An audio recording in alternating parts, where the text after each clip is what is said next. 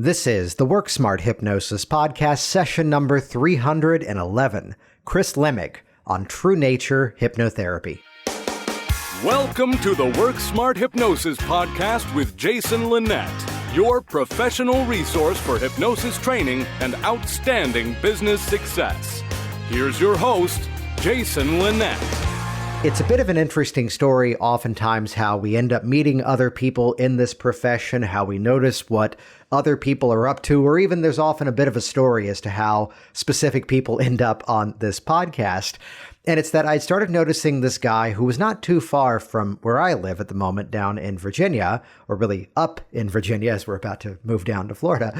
But the nature of seeing Chris Lemig online and interacting and just occasionally chiming in and posting some rather interesting things. And it's about that time that suddenly his name popped up in my email, having joined the Hypnotic Business Systems community and looking at, again, the interaction and just kind of keeping tabs on here's someone who just kind of gets it, and also seeing a little bit more of the backstory that you're about to hear inside of this week's episode. A phenomenal conversation here with Chris, that following that route of becoming ordained as a Tibetan Buddhist monk, then leaving that world behind, and then getting into hypnosis. Which in that moment already, I kind of tagged to go, one of these days, we're going to get Chris on the podcast, because as this program is, these are the conversations that genuinely, as a practitioner of hypnosis myself, these are the conversations that I want to have. And, you know, just several thousand of you also get to listen to it as well. And hearing more of the story that you're about to hear of personal transformation, to then looking to an opportunity to completely change a philosophy, a faith, a belief system, and kind of uprooting an entire life and moving to another part of the world, spending time directly with the Dalai Lama, and then making that decision to then come back over here to the States, and how hypnosis was a small part of the story originally, and then advancing that education. And now, as we like to say, becoming a true worker in the hypnotic profession, someone who's doing a lot of the right things. So you're going to hear a dialogue in terms of how Chris approaches change. You're going to hear some of the philosophies that have remained with him of the time spent as a Tibetan Buddhist monk. You're going to hear some of these strategies too, as of course, as we often do here on the Work Smart Hypnosis podcast, talking about the actual business strategies that are bringing people in. And trust me on this, listen to that part of the conversation very carefully, because it's where there's a very specific piece of advice that a number of us have been saying for years. My premise of it is that as in the 21st century, you are a media company first that happens to provide products and services. So it's a metaphorical shining of the spotlight in some different directions, and by doing so, creates a business that, listen to Chris's responses to some of my questions when we talk about the nature of a business, even in the midst of now taking everything online. What can you do to work with a clientele that you don't have to sell to is a very important conversation. And I'll just say it bluntly, is the way that you ought to be running your business right now. And if you're not doing that yet, check out hypnoticbusinesssystems.com, or even better, we've got a brand new webinar. Head over to jasonwebinar.com. Turns out I've owned that webpage for a bunch of years. We've redirected that over to a brand new presentation called The 6 Steps to a Six-Figure Hypnosis Business. This is a free on-demand presentation you can access right away at jasonwebinar.com, which inside of it, now this is a slightly different presentation than what I typically do, because sometimes we just kind of tell you the steps of what to do to grow your business. This one's about 45 minutes long, and stick through the entire thing, because it's not just going to tell you what to do, it's actually going to give you some of the step-by-step mechanisms to get started with those 6 specific things right away. The whole principle of this is, these are the things that I come back to in my business time and time again, and even for my students inside of Hypnotic Business Systems or the folks I do private consulting with. This is kind of that sort of hit list of things that if you keep revisiting these 6 specific steps, that's what helps the business to grow time and time again, no matter what the global market may be. You can check that out over at jasonwebinar.com. This episode is releasing in February, so let me also give a quick mention to WorkSmartHypnosisLive.com. hypnotherapylive.com. This is the live and online hybrid hypnosis certification program that includes access to my Hypnotic Workers community as well. But this event coming up is a bit of an on-demand, sort of a by popular demand type event, because we've previously done 2 events bringing on Dr. Richard Nongard as a guest trainer, selling out every single one of them. I was getting a bunch of emails saying, please do this again, and here we go. It's an ICBCH certification program, but I'll give you a preview of the video that you should watch over at the WorkSmartHypnosisLive.com website. It's the fact that about half of the people who take this event are brand new to hypnosis, and this is kind of their welcoming their entry into the profession. Meanwhile, the other half, maybe the majority of you who listen to this podcast, people who already have perhaps substantial hypnosis training, but maybe you're not consistently getting the results you feel you ought to be getting. Maybe perhaps you're stuck inside of rigid protocols or scripted techniques, and that's really what this training is about breaking down the foundation of the process. And as I hinted in this conversation with Chris, how it seems this dialogue of an evidence-based approach to hypnosis, in some way also mostly popularized by Richard Nongard, is all about bringing the modern research of the hypnotic profession into the work that we do, which, yes, as I talk about in this conversation, is actually about resurfacing 5,000-year-old methods, some of which directly comes from Buddhist philosophy. So if you're looking for ways to really jumpstart your hypnosis practice, get some better techniques, and sort of eradicate the game of someone's coming and I don't yet know what to do, this is a training based upon building a universal approach to change, in which the quality of the change process is directly proportionate to the quality of the intake that you do, where genuinely, not because it's a popular phrase in the industry, but yes, indeed, the client writes the script for us. So this event will be unique, as once again, Richard and I are doing this one together, which means you get even more stuff. Content from me, content from Richard, and an onboarding into an incredible industry. So check that out, WorkSmartHypnosisLive.com. And genuinely, this is a conversation I've been wanting to have for quite some time. You are in for a treat. Listen the whole way through. There are incredible nuggets in this conversation. Here we go. Episode number 311, Chris Lemig on True Nature Hypnotherapy. Yeah, for me, Jason, it was a little bit serendipitous. I was living in India, actually, for quite some time. I was over there for about 3.5 years. I had actually taken ordination as a Tibetan Buddhist monk. And as I was living over there, studying Tibetan language, Buddhist philosophy, and religious ritual, the Tibetan culture, and all that sort of stuff, alongside His Holiness the Dalai Lama, which was really, really super cool. Oh, wow. You know, I had an absolutely wonderful, amazing time over there. However, in about 2016, I had to come back to the States, and one thing led to another, and I just decided that it was best if I just returned back to lay life, it's called. I returned my ordination vows. I, just became a normal, everyday guy, still a Buddhist practitioner and all of that. However, I was like, so what do I do next? What's the sort of the next chapter in my life? And I had always wanted to do something that was like, sort of counseling people, helping people through, this jungle, journey called life. And I stumbled across hypnosis and hypnotherapy training. And as I looked into it a little bit more, I was just struck by like how similar a lot of the basic principles and techniques were to all of the stuff I had been studying for the past almost 15 years in terms of, spiritual technologies and approaches and different techniques. Yeah, which I'm going to go back in time here for a bit. Sure. What was that journey? What was kind of that thought process to then go into that 3.5 years over in India?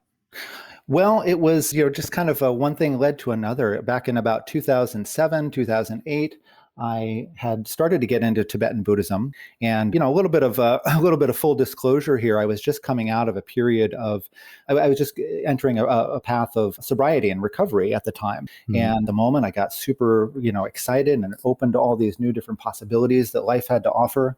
One of them being Buddhism, Tibetan Buddhism in particularly. And I just said to myself, man, I got to get to India. So I flew over there, spent about 2 months. After the first 3 days, I was actually quite comfortable there. The first 3 days I was thinking, have I made a terrible mistake? Is this the worst idea I ever had? Because it was really culture shock, times 1,000. Is there a specific moment that illustrates that? Is there a story around that? just walking out of the airport in New Delhi the first time and, just completely disregarding everything I had learned in the guidebooks about don't do that.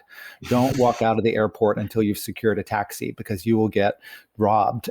And so I walked out and I got totally scammed on a taxi ride and almost got taken to the wrong hotel. And it was just crazy, just going down the highway at, after midnight and oxen carts going by and big trucks and people camped along the side of the road and smoke everywhere and noise and smells. And I was just on overload. Yeah. And I was just like, oh my God, this is just terrible. Can I just get back on the plane? So then when did that turn around then to go, okay, this was the right choice. This is what I'm doing now? Yeah, it was when I had finally gotten up to a little town called Dharamsala, also called McLeod-Ganj, and that's where His Holiness the Dalai Lama lives. And I was able to go and see, my trip coincided perfectly with some teachings he was going to be giving. And so as soon as I arrived up there, this is about day 2 or 3, the teachings began and I went down there and I was just like, oh my gosh, this is just amazing. So being able to see, the Dalai Lama like in person, very close up without a whole lot of security and all these sort of other factors, and just seeing him in his, cultural home, his environment was deeply moving. And I said to myself at that point, I was like, this is it for me. This is really it. And I really want to pursue this to, for the rest of my life. So that's kind of what set me on that path. Yeah, that's incredible then. So then walk us through that sort of decision to leave that life then. Yeah, I was, I had pretty much gone all in, put all my chips in there and decided that I was going to, take ordination and take all the vows of a monastic, and I was studying the Tibetan language and, really into it. I had actually gone to Tibet a couple of times. I had spent a lot of time in Nepal as well, which is very culturally Tibetan. And it was all wonderful and it was great. And, to be honest, I ran out of money. And that's just kind of a reality for, Western monastics these days, is that there's not a system of financial support like there is over in Asia. The Buddhist monastic tradition and actually the spiritual aesthetic tradition is well supported over there. It's well accepted. There's whole systems in place that allow people to do that. You're provided everything, all your basic necessities, your food, your housing, and your clothes, and that's really all you need. And then you study, practice the meditation, and practice the teachings, and then what you return is what the contract is that you give back to society what you've learned and what you've discovered for no charge. Just for the basic support. And so when I came back to the United States, unfortunately, that system isn't here yet. And what I realized was I was going to have to go back to work anyway. I was going to have to take on a full-time job. And it just seemed to me that it would be better to just not try to balance those two things. It would have diluted the vows that I had taken, essentially. So it would have made them be sort of moot almost. I would have had to be breaking all of these vows in order to just provide for myself. So I decided, you know what, I can still practice this. I can still do meditation. I can still study. I can still practice. No problem. I can just go back to being a normal guy. Yeah, I love that. Which let's go into the sort of the personal side of it, though, which is that, going into it after some life events and then going through the experience of that. If you had to kind of encapsulate whether it's based in faith, whether it's based in philosophy, some of the, even just the tenets of what you had studied, what would you say were those biggest takeaways from coming from that? Yeah, the biggest takeaways were just recognizing the universality of human suffering. And that's really sort of at the core of most Eastern philosophical traditions. All Western stuff too, no, don't get me wrong, but it's definitely highlighted, and especially in Buddhism. It talks a lot about the condition of life and how when we are, kind of in the muck and mire of it, it's all characterized by this general sense of unsatisfactoriness, because everything's impermanent. Even the good stuff that we get, even all the success and all the, the great relationships and everything that's really positive in our lives, all that's impermanent. We're going to have to let go of that at some point. So there's this general sense of like, yeah, things are great. It's not all total misery, but at the same time, there's a lot of suffering because we have to let all that go. And so that really resonated for me. And another thing that resonated for me was that I recognized that not only do I suffer, but everybody else suffers too. And there was this element that really grabbed me of, you can make all of that meaningful by looking at how you can, as a human being right now in this life, be of benefit to others. How can you be of service to others? And by doing that, you transcend suffering yourself. It's sort of this weird sort of, going against the stream kind of a view, well, I'm hurting, I'm having a hard time. Well, if I go and help somebody else and just kind of forget about me and help somebody else, that's actually going to make me feel better. So that's sort of the some of the essential core bits, that altruistic attitude. It's called bodhicitta, or the mind of awakening. And you could sort of practice that on a daily basis. And I was just like blown away. It brought me to tears sometimes. Yeah.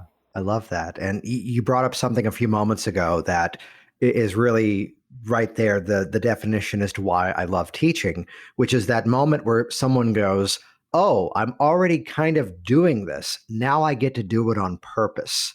Right. So there's correlations as to what you were previously studying, and then getting into hypnosis and seeing a lot of, correlations from one to the other. Right. If you can kind of, sort of bullet point what some of those findings were, what some of those associations were. Yeah, sure. For sure, there's this element of service. What we do in this profession is that we truly do serve others.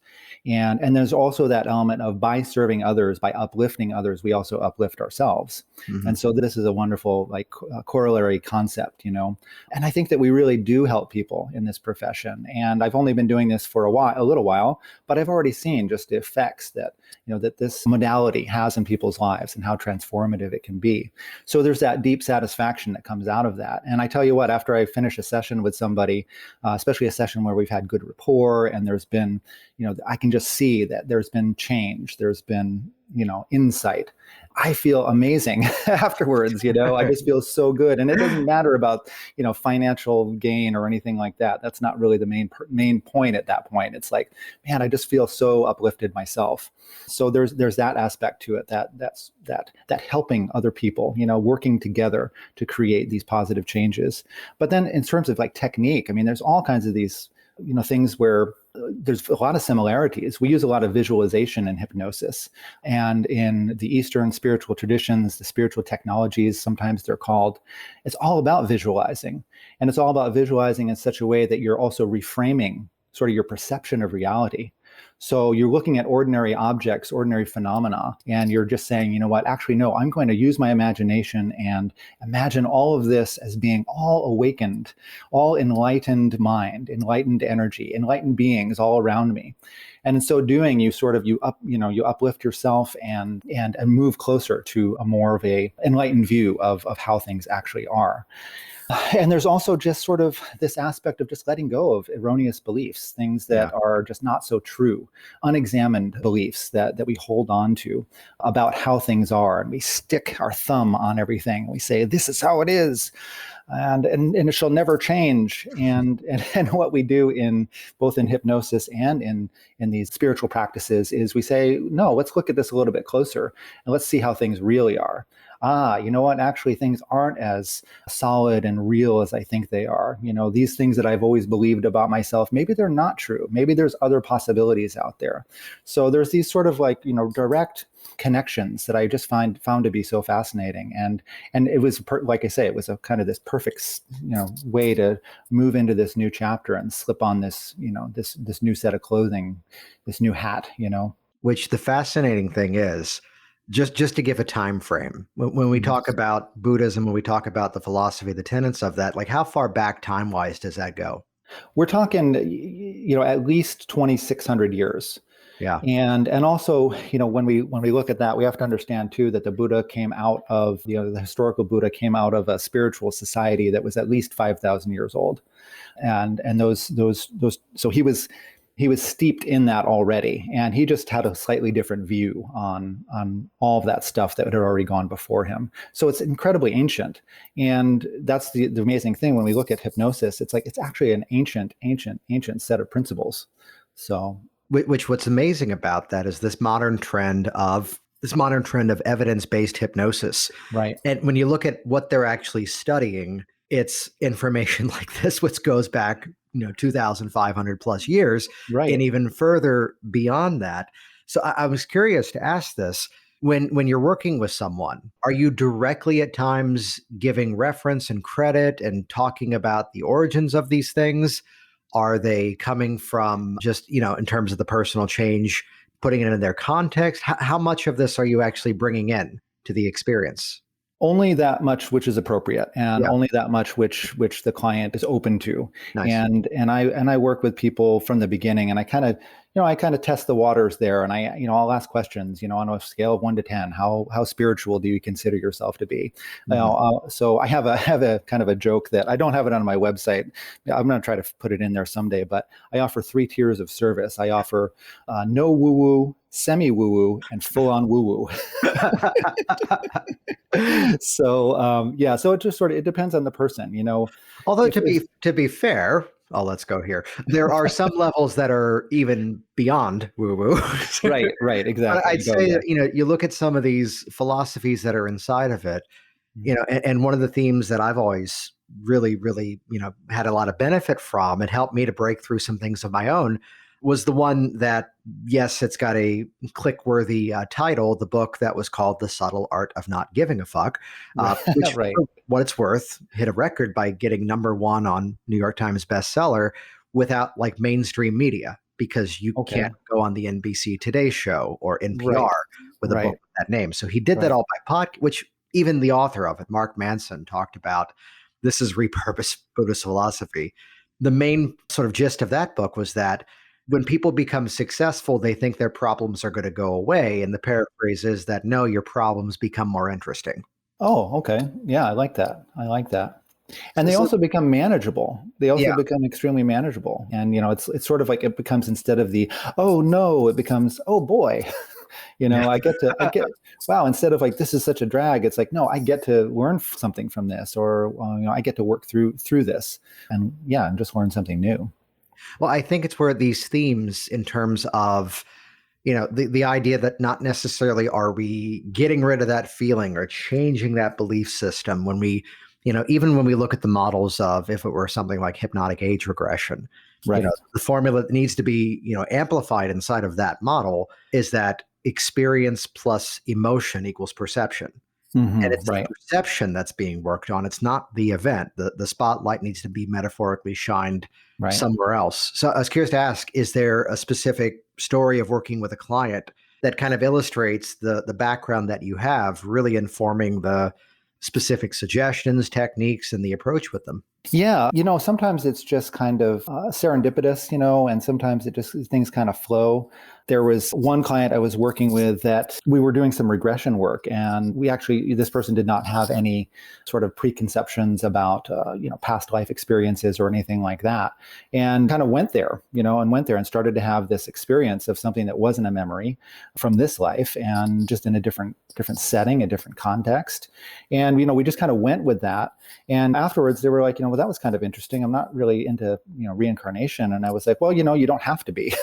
Mhm. It doesn't necessarily, we don't have to take all of this literally, all these experiences. The main point here is that, is there some sort of emotional transformation? Is there some sort of a release that happens? And maybe this was, a genuine past life experience, or maybe it was your imagination, and it was a skillful way of your subconscious mind working through this problem and giving you a new, context to place this in, so that you could have, some deeper insight. And they're like, oh yeah, great, that works. So yeah, so that's some pretty cool stuff. Yeah. Then, so coming out of that experience, how was there a specific connection where hypnosis came into the story, or was it just something that you had known of before and then explored? How would you kind of map through that experience? Right, right. A little bit of both. I had actually had my own, experience. I had experienced hypnosis before. Obviously the stage hypnosis in high school, I'd seen that, but more personally in a therapy context. I had a therapist for a while who I was working with, and she did hypnosis, and it was great. It was absolutely wonderful. So I got a little taste of it then. So I had known a little bit about it, but not a whole lot. It was sort of like just something that was in the periphery. Yeah. But then, like I say, when I started to look into it and look into different programs that I could, join up with and get my training. I started to look into it. I was like, holy crap, this is amazing. This is just really cool stuff. And I just, again, I was just blown away by all the stuff that it sort of validated for what I'd been, studying and practicing and learning, for the past 15 years or so. Nice. So then looking at the nature of things now, it's where, the more we do this, any decent training will cover, here's different induction methods, here's different Right. change methods. But over time, even as we're relatively new at it, we start to internalize things and make it our own. It's where, even in my trainings, I say the goal of this event is not to turn you into a clone of Jason Linett. There's already one of me.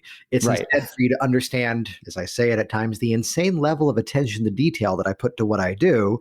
Yeah. This way you better understand the how and the why. It's not just a class going, here's the tradition, do it that way.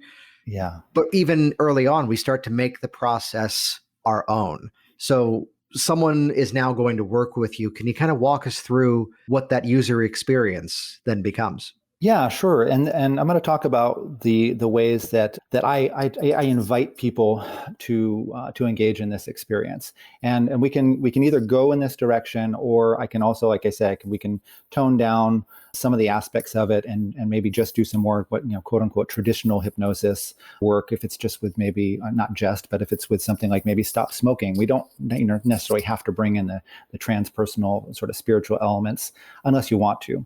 So my ideal process is to first of all introduce people to this state of hypnosis and just learn how to just go there and to just kind of let go and begin to shut down that sort of that thinking brain, that neocortex functioning, and get in touch with the more emotional limbic system stuff going on there. So we do that, but then immediately I try to take people into the direction of discovering and making connections with their own inner wisdom.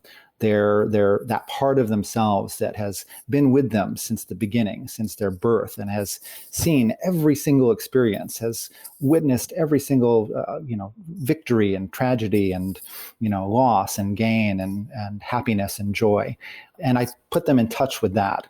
And then from there, we start doing some of the therapeutic work. So by grounding them in this experience of there is a part of themselves that's truly amazing and full of wisdom and full of love and healing potential, I put them in touch with that. And then we begin to do some therapeutic work. Let me pause you there, because I Sure. love what you just said in terms of building that foundation as to who they are, as we would say in other models, the assets, the resources that are already there inside of them.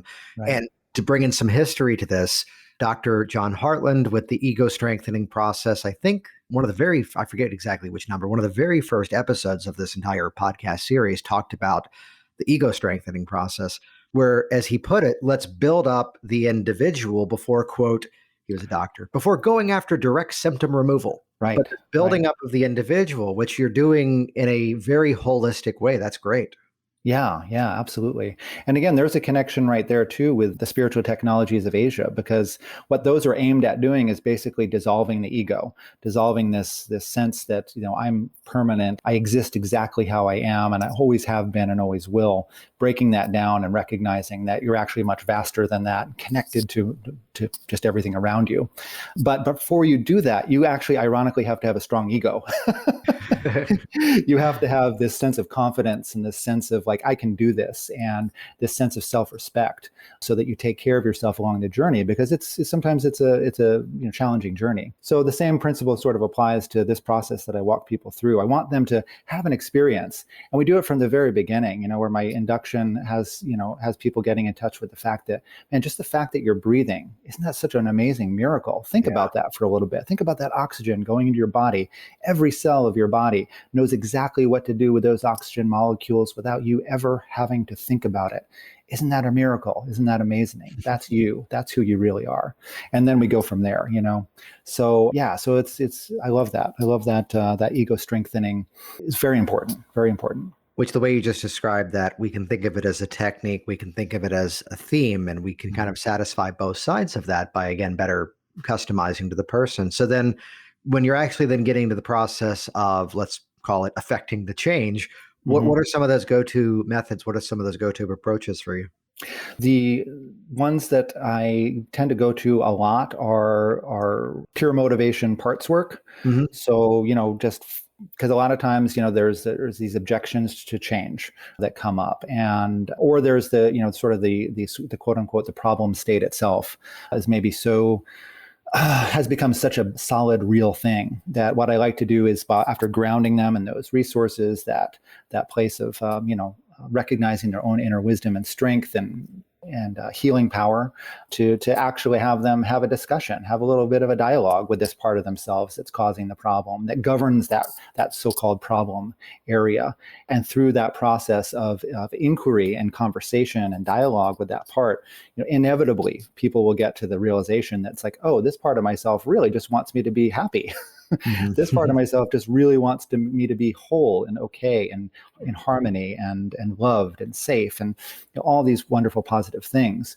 And so then we work through, then at that point, integrating that through metaphorical and sort of imaginary images and things like that. Basically an agreement that, hey, all the ways you were doing this before really weren't getting what you really want, which is that wholeness, that harmony, that peace, whatever it might be, whatever the positive motivation is. So would you consider doing something different? And inevitably the answer is, eventually at some point, the answer is yes, I will. And then we go from there to then create that change. And oftentimes you don't have to do that consciously. That change just sort of happens. Mm-hmm. Which again, by building that better foundation and connecting back to the identity, who they are.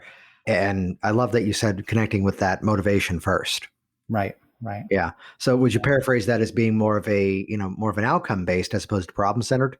Oh, absolutely. Absolutely. Yeah. It's all about, creating solutions. So finding the solutions that we already kind of know what they are, but for whatever reason, there's something blocking it. And it's usually just, bad information. Yeah. So kind of walking through that, let's talk about whether it's resources, whether it's self-hypnosis. How do you tend to think about arming the client for their own long-term resilience? Yeah, I really stress self-hypnosis, and by creating that connection with those inner resources, whether we call it an inner guide or the higher self, or whatever language that the client decides is best for them, is going to resonate for them. I stress that use this inner resource, use it on a daily basis, even, and especially for the immediate future after our sessions, and just get used to relying on that. So whenever things come up where it's like, oh, I'm feeling a little wobbly again, or I don't know quite what to do here. Oh, wait a minute, I have this technique. I can instantly take myself into the trance state. I can meet up with my inner guide, and they've maybe got an image in mind of that person or object or thing or whatever it is, and that representation of that part of themselves, and they can ask advice and find solutions to new problems that may be coming up. And the more people do that, the better they get at it, and the more, I think, joyful life becomes at that point. Yeah. Awesome. So then looking at these skills, looking at these abilities, we find ourselves in a different world than where we were before about a year ago. Mm-hmm. What's working for you nowadays in terms of bringing those clients in? Well, what's working now is networking. Yeah. And that was a little bit of a pivot I had to do, coming into, this new reality that we're all in. But I finally did join a BNI group, a Business Networking International. And that has been absolutely fantastic. So really just kind of working with my own sort of, I guess, inner blocks or whatever you might want to say about doing networking and getting myself out there. Those are breaking down now, like really just they're falling apart as I join this group and talk to people and become a part of my community more. So you're really reaching out, talking to others in the community, networking, sharing referrals, all that kind of stuff is really helpful.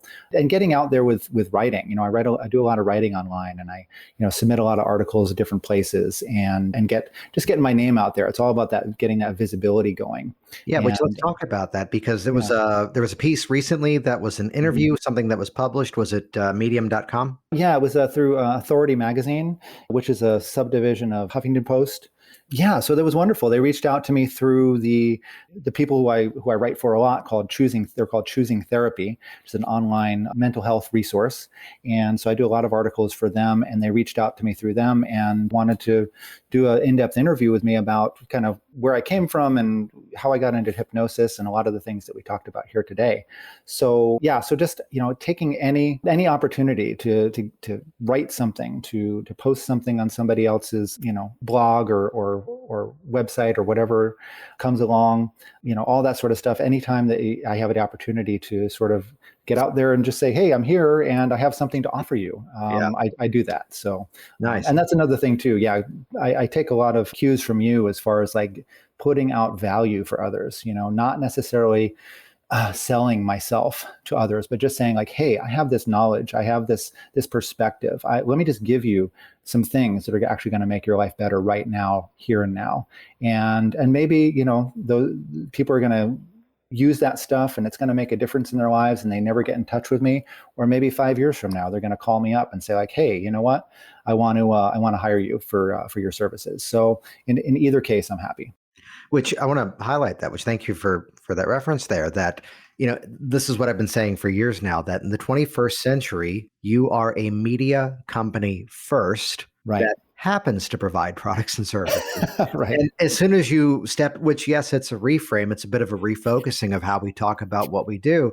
But as soon as someone gets that, and sometimes it takes them a little time to hear it over and over and actually see it, that as much as I'm branded as the business guy, I don't spend too much time selling. It's always educating and informing. And what that does, is there a experience you can think of where here was someone who found one of those articles and then became one of your clients? Absolutely. Absolutely. Just about all of my clients, or I would say about half of my clients. Okay, good. So that works. Moving on. Yeah, right. It's people. And this is something that I was very active in BNI in the early years, from like 2009 to like maybe 2013, and then briefly rejoined a different group with a different set of business goals in mind. And it's not that one was better than the other. I'll phrase it this way. Right. I found that the client who would find me by my own organic efforts, they'd find the videos online, then land at the Virginia Hypnosis website and then come in, versus the client who was referred to me. I'll just say it simply. It was a different client. Okay. We could still produce the same result, but it kind of informed me what was necessary, what was not necessary. I'd be curious to ask you that here you are, it's the referral client versus here's the one who you're the media person. They've read your article and now they're reaching out. What would you say is that difference between those two? Well, the difference is that they're, the person who's been exposed to what I have to offer, whether through social media or articles or YouTube videos, just knows a little bit better what they're looking for, and they've made this decision. Okay, I want to make this change, but how do I want to make it? Oh, here's this guy Chris, and sometimes they've known me for years, and not like close personal friends, but I have over the years collected a lot of connections over the web and social media and stuff, and so I'll have people give me a call out of the blue who I haven't talked to in 6-7 years, who say like, hey, I've got this issue, can you help me with it? So they've seen the things I've been offering for years now, not just since I've took on this new role as a hypnotist and hypnotherapist, but throughout my whole monk experience and all that sort of stuff. And there's this rapport already built, and there's this trust already built, and this expectation that I'm the person that's going to be able to give them some sort of point them in the right direction.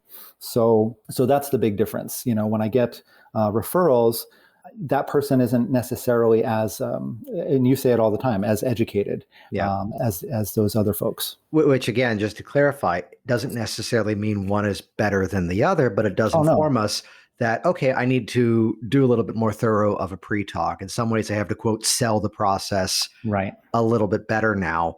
There's a video I published a while ago of when working with a sleep improvement client, and she was one of those cases where the doctor calls up and says, okay, here's the issue. She can't afford me. She definitely can't afford you. I'm working with her pro bono, and I thought of you.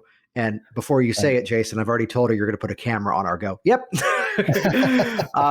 But it was fun to share that with the students, because I'm like, oh, you get to see me have to go, oh, wait, I don't have all my onboarding. I've got to do more stuff now. As Scott Sandlin says, the expectation to ritual ratio. Right. Yeah. Right. Though the dangerous question, Chris, is there one that you prefer? Let's see here. Okay. Of course, I like the prepackaged rapport built clients. Yes, absolutely, because it just feels like, yeah, we can just get right to work. Right. But Yeah. I also really love working with somebody who's brand new to the process. Yeah. And actually, one of the first people that I worked with right at the very beginning, I was doing a free health clinic, a local health clinic, and offering my services there once a month. And a guy sat down and he said, "Yeah. So can you hypnotize me?" And I was like, "Well, I don't know. Can I?" And he said, "Yeah, my wife said I should come over here and check it out." And so he was out. He was totally not really, from the get-go, I could tell there was some resistance, a little challenging there. And I was like, well, you know what? I did a little pre-talk with him, and I told him it was really all up to him, and that, why don't we just give it a try and open your mind, and possibly this might work for you. And he went right down. Nice. And so he went right as I've into said, it. the same part of the mind that can make someone so cautious and so apprehensive is the same part of the mind that can make them a raving fan. Absolutely. Yeah. And he came out of that experience just being, I could tell there was something there that said, well, that was interesting. And you know what? That's all I can hope for, is that it just changes people's minds just a little bit, and for the better. So yeah, I love those kind of clients too. So bring them on, so that way, it challenges me too to just get better at my craft, get better at my profession. So.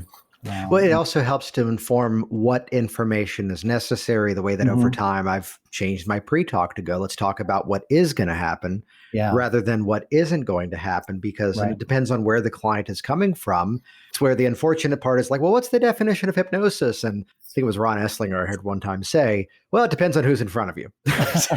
We're really still saying the same information, but it's a question of, well, how much more information do they need? Right. Yeah. Which this would be great. I know I've got the Medium article. If you could share a few more of those that we'll link to in the show notes over at worksmarthypnosis.com so people can check those out. How can people get in direct contact with you? Yeah, the best way is through my website, which is www.truenaturehypnotherapy.com. And that's got all my information on there about my private practice, about group sessions that I offer for, quitting smoking and just kind of general, positive energy, confidence boosting. And then I also do workshops and all that sort of stuff. So all that information is there. My blog post is there. More information about, where I come from and what I've been doing. Great. Then any final thoughts? We'll link to all that in the show notes, of course, at worksmarthypnosis.com. Absolutely. Though, any final thoughts for the listeners out there? Yeah, absolutely. I think the sort of the main reason that I'm in all of this here is because, I've done my own work on myself. And what I found is that it's so important for us to realize just how special we are and how absolutely beautiful we are, kind of just as we are. And so many people walk through life with all of this internal garbage and all of this negative self-talk and this constant loop of put downs, and I'm not good enough, and I'm not worthy, and I'm not lovable.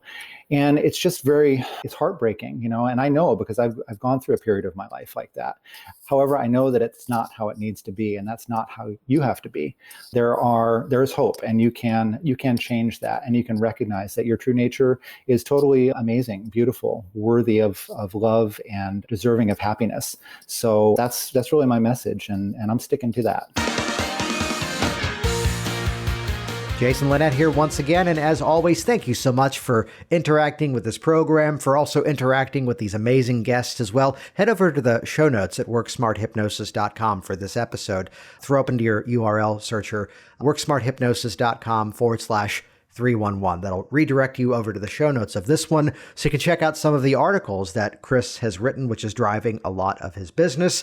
We'll also link over to jasonwebinar.com. That's kind of a shortcut to check out that 6 steps to a 6-figure hypnosis business on-demand workshop. That's yours free. Check that out right away. And again, if you want to level up the results that you're getting with your clients, if you want to jump into this profession, join me and Richard Nongard for the next ICBCH certification. That's over at worksmarthypnosislive.com. See you soon. Join us all at HypnoThoughts if you can make the trip, and stay safe out there. Thanks for listening. Thanks for listening to the Work Smart Hypnosis podcast at worksmarthypnosis.com.